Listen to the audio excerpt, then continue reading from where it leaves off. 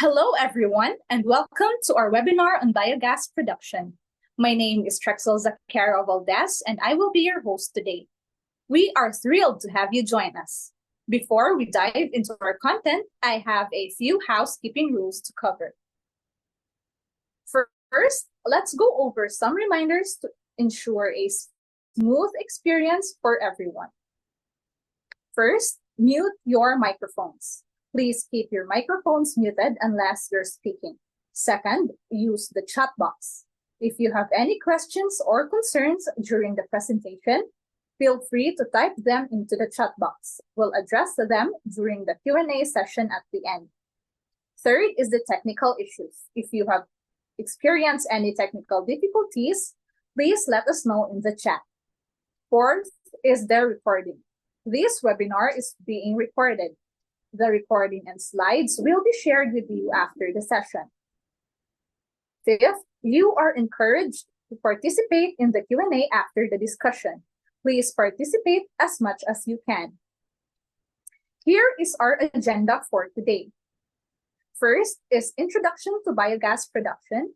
Second is the presentation design and operation of biogas plant. Third is the interactive Q&A session.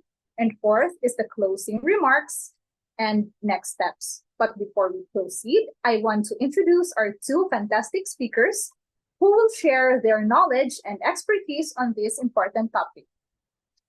Our first speaker is Ms. Mica Roden Salva. She will be the one to discuss the introduction of biogas production and processes. Please join me in welcoming Ms. Mica Roden Salva. Hello, Ms. Salva. Hello, Ms. Trexel. Hello, everyone. How are you, ma'am? I am fine, thank you. Yes, I am. I am born ready.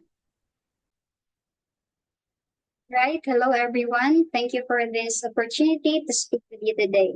So without so much ado, let us talk about biogas. So what is biogas? Biogas is a type of renewable energy. Biogas is created when organic matter like animal manure or food waste breaks down. This process happens in the absence of oxygen and is carried out by bacteria. Unlike natural gas, which is fossil-based, biogas is produced biologically, making it a renewable energy source. So, what makes up biogas? Biogas is mainly composed of two key gases. First is the methane, which is na 50 to 75%. And then next is the carbon dioxide, na 25 to 50%. It may also contain small amounts of hydrogen and nitrogen, but these are less significant. Next is, let's move on to the production process of biogas. The production of biogas happens through a process called anaerobic digestion. Anaerobic digestion in a biogas digester is the breakdown of organic materials like animal manure, bio-waste, and food waste by bacteria in the absence of oxygen. This takes place inside a sealed container called a biogas digester. So there are four main stages involved. First is the hydrolysis, second is the acidogenesis, and then the methanogenesis. First is the hydrolysis. So dinhi, the organic materials are broken down into simpler substances. Second is the acidogenesis. These substances are then further fermented, producing acids. Third is the acetogenesis. The acids are then broken down into acetate and hydrogen. And lastly, the methanogenesis. The bacteria convert acetate into methane and carbon dioxide, which forms the biogas. So, what is a biogas digester? A biogas digester is a sealed container designed to break down organic materials like food waste and manure. It captures the biogas produced during the anaerobic digestion process. Essentially, it is the heart of the biogas production system. There are different types of biogas digesters. Each type has its own design and operation. First is the fixed dome biogas. These plants have a dome-shaped structure built underground. The biogas is produced and stored in this dome. It is durable and cost-effective, but it requires skilled construction to prevent leaks. Second, the batch plants. In batch plants, organic materials are added in one go, and the digester is sealed. After the process is complete, the digester is emptied and refilled for the next cycle. It is easy to operate but produces gas in batches, not continuously. Third is the continuous plants. Continuous plants are fed regularly with organic materials and biogas is produced continuously. These plants are efficient but nagkinahanglan ni siya og regular feeding and careful maintenance. And lastly, the balloon plants. Balloon plants uses a flexible container which inflates as biogas is produced. It is easy to set up and transport, making it useful in rural areas. However, it is less durable compared to other types and can be damaged more easily. So understanding these different types of biogas digesters allows us to choose the best system for various situations. So kana lang sa for biogas. Thank you for your attention. To check if nabagid mo yung natunan, manawag ko. So, Miss Padilla, are you there? So, Miss Padilla, ang question sa imuha is, so, based sa ato ang discussion ganina, unsa man imuhang nasabtan kung unsa ang biogas? So for me, ma'am, I've learned that biogas is the process of creating gas from the organic materials like food waste, animal manure, or plant material. This happens when the bacteria break down the waste in the oxygen free environment and a process called anaerobic digestion. Okay, thank you for that, Miss Padilla. So, kana lang, I hope na namin natunan. Thank you so much. Wow, very informative ang interaction ni Miss Salva and Miss Padilla. So, to continue, okay pa ba ang everyone? For our next speaker is Mr. Joshua Carida. He will present the design and operation of biogas plant. Let's give a warm welcome to him. Hello, Drexel. Good day. Hello, sir. Okay, so hello everyone, no? Before we are going to present, I would like to ask if okay lang ba ang tanan? So, pwede mo mag-react dira sa ato ang reaction nga section o pwede po mo mag-chat o like nga hand. Okay, so before we proceed to the most exciting part, no, I will show you first of course, the feedstock for biogas production. So its importance in our biogas plant. So biogas or the feedstock in biogas use consists of organic materials. So these are the manure, the food waste, the crop residues, and the sewage sludge. So these materials are rich in organic matter and are broken down in airtight container called the biogas digester, just like what Miss Salva had presented earlier. So through a process of aerobic digestion. So these are mo siya ang mga important nga mga components kay mao maguni ang feedstock ang mahimo ang mo-turn into a gas for our biogas production. So for our very exciting part, no, I'll present to you the design and operation of biogas plant. So the components of biogas plants are the inlet. Part ni siya sa ato ang biogas plant along with the digester tank, the gas holder, and the outlet for digestate. And also, in designing the biogas plant, we consider the plant size and the scalability. So when we consider plant size, it is, or when we make our own or the the consideration for plant size is based on our energy demand. Kung daghan ang atuang energy or fuel nga gina-demand, so mas dako-dako nga plant size, di ba, ang atuang i-build. And also the availability of feedstock, ang atuang main nga input sa atuang biogas production. So, inyong makita karon ang picture kung unsa ang isa ka biogas nga plant. This is kanang pinaka mga commercial na bitaw dagko na nga mga biogas nga mga plants. So these are mga examples ana.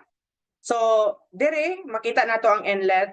This picture makita ninyo ang inlet, which is dira na to isulod, or from the word itself, inlet. So dira na to isulod ang mga atong input, which are the feedstock, the manure or mga crop residues. So there is after the inlet kaning arrow makita ninyo, dira na dahil mapadulong ang ato ang mga, of course, ang atong mga feedstock. Dira na siya ang muna siya nga to ang digester. Dira na may digest, or dira na mag-turn, ma-ferment ang mga organic materials, mga organic residues, and then ma-turn na siya into biogas. Ang atong digestate, ang function sa digestate is mao na siya dira ang mga final product, like dira siya magikan, dira siya may store, like for instance ang kanang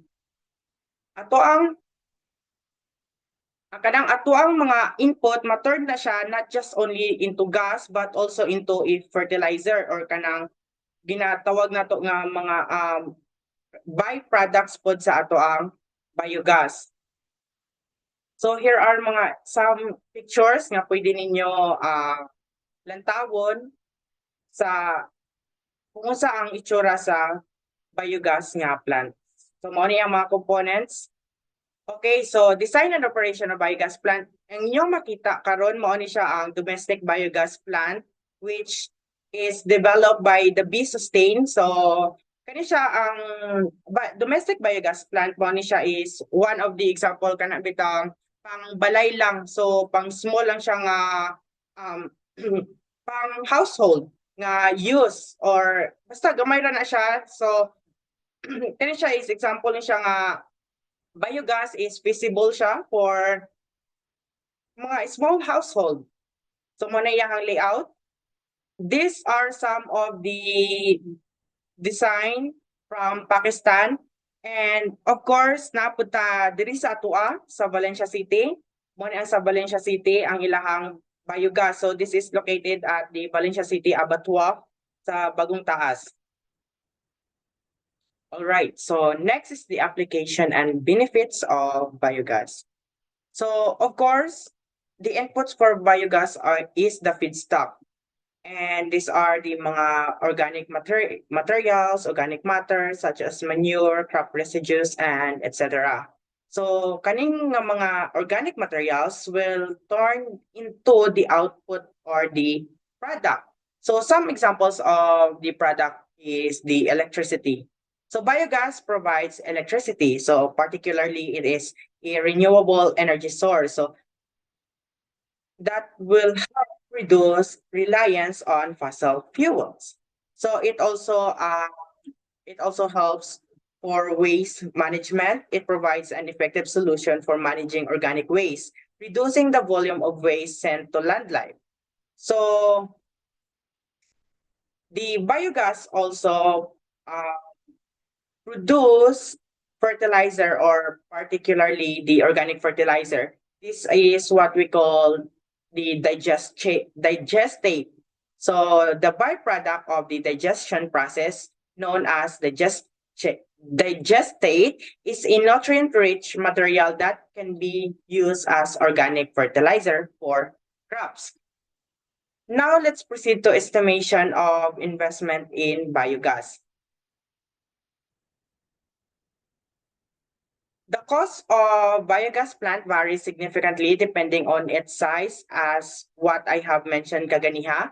So technology and location kung aha ninyo itukod ang inyong biogas plant. So small-scale household biogas plants can cost anywhere from a few hundred to a few thousand pesos, while large-scale industrial plants can cost millions.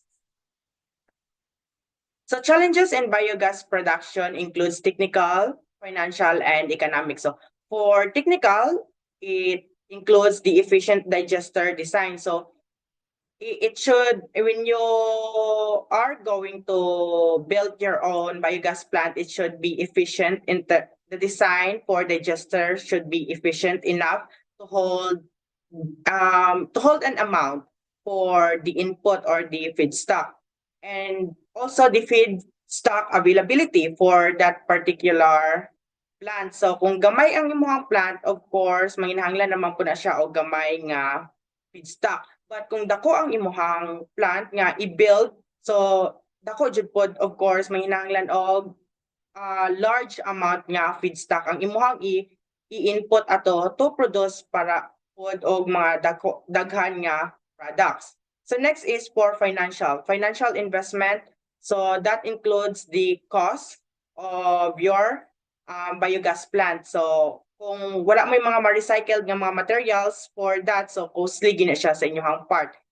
Mo na ang isa sa mga challenges for you to build your own biogas plant. Next is economic acceptance. So particularly public acceptance of biogas technology, that can be a challenge too. So in areas where like awareness of its benefits is low. So for instance, ang biogas sa inyo is dili kay siya known nga renewable energy, ga-produce siya renewable energy or good siya sa environment. So the awareness of the people and of course the acceptance toward that particular project, if you are going to engage in, so that could be a challenge also, no, to sa mga locals or to some people in that particular area kung aha mo tungkol sa inyong biogas plant. So in conclusion, overall, with the right support, training, and access to materials, small-scale biogas systems can be a highly viable and sustainable energy solution. So as biogas production presents a sustainable solution for energy generation, waste management, and environmental preservation, with proper support, training, and access to resources, sustainable energy option for many communities is possible. So by investing in biogas technology, we are taking steps towards a cleaner and more sustainable future. Remember, it is important to use energy wisely and think about the impact on the environment. So that's why we're finding new ways to produce clean and renewable energy for a healthier planet. And that would be all. Thank you, everyone. And may I hear some comments, some learnings to Mr. Kalugas, Jax?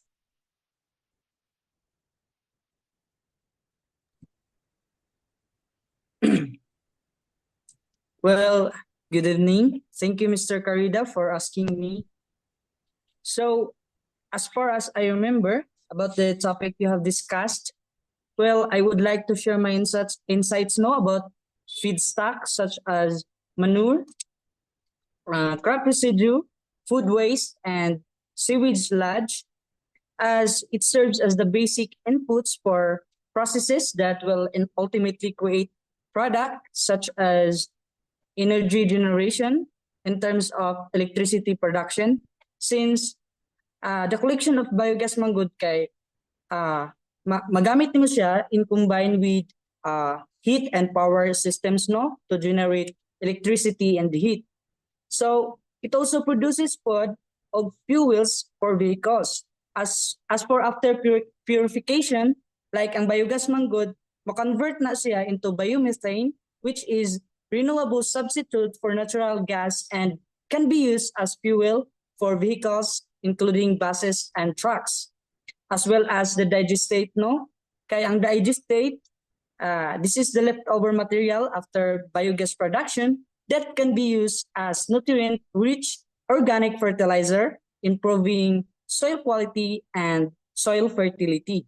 I think that's all I've got about the topic you have discussed, Mr. Carida. All right, thank you so much, Jax. Stephen Kalugas, no, for your learnings. Naminaw giday ka. So I'm happy for that. We appreciate both of our speakers for sharing their knowledge and expertise with us today. Now, let's move on to the Q&A session. If you have any questions for our speakers, please don't hesitate to ask them your questions. But before mag-ask og questions atong mga listener, ako sa ang muuna og question. So, sir, feasible ba ni atong biogas in terms of investment?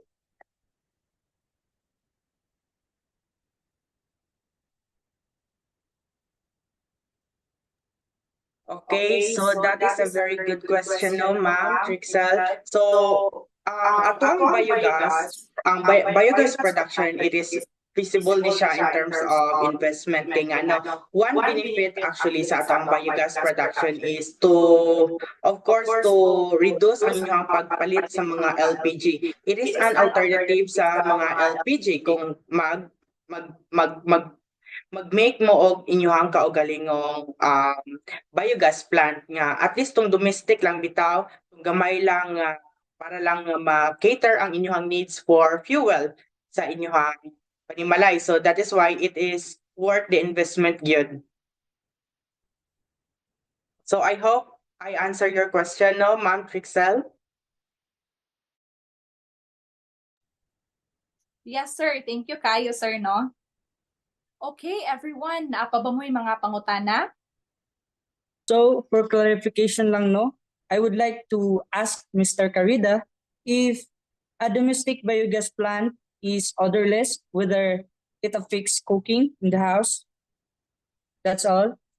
All right, so thank you for that question now, Mr. Jax Kalugas. Again, so biogas is not completely odorless, so it typically has a distinct smell due to the presence of small amounts of gases like hydrogen sulfide. So kanang iyang gina-produce nga product nga gas, so naa na siya odor nga gina-produce gihapon like gas. So which gives it a rotten egg odor, it is something like that. So however, the primary components of biogas is methane. So it is odorless. Ang methane, it is odorless. So if the hydrogen sulfide is removed during processing, the resulting biogas can become less odorous. So I hope to answer your question, Mr. Kalugas. Yeah, right. Thank you, Mr. Carida. So for follow-up question to Ms. Salva, what is the possible factor to consider sa pagbuhat og biogas? All right, so thank you for that question, Ms. Padilla. So, daghan tag mga factors no to consider in biogas production. So, as what Mr. Carida mentioned earlier, nga costly gid ang pag build sa plant sa biogas. We have to consider the cost and then the materials nga needed ana nga plant. And then next is we also have to consider the area nga na siya igo nga area, and then the availability of the feedstock, and then we also have to consider the environment nga kay kaning anaerobic digestion is effective siya sa init na lugar. And then as what also Mr. Carida mentioned earlier nga dapat is na acceptance sa community kay medyo baho gid ning kaning pagkuan og biogas, so ato ang i-consider ang atong mga tao sa palibot. So I hope nga natubag ra ang imong pangutana, Ms. Padilla.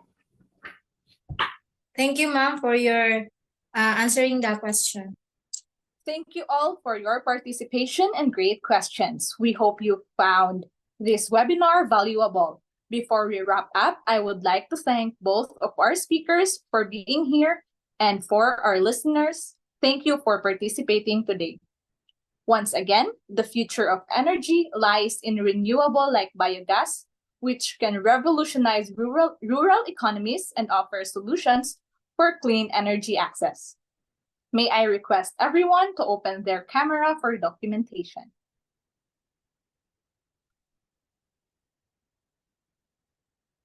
One, two, three.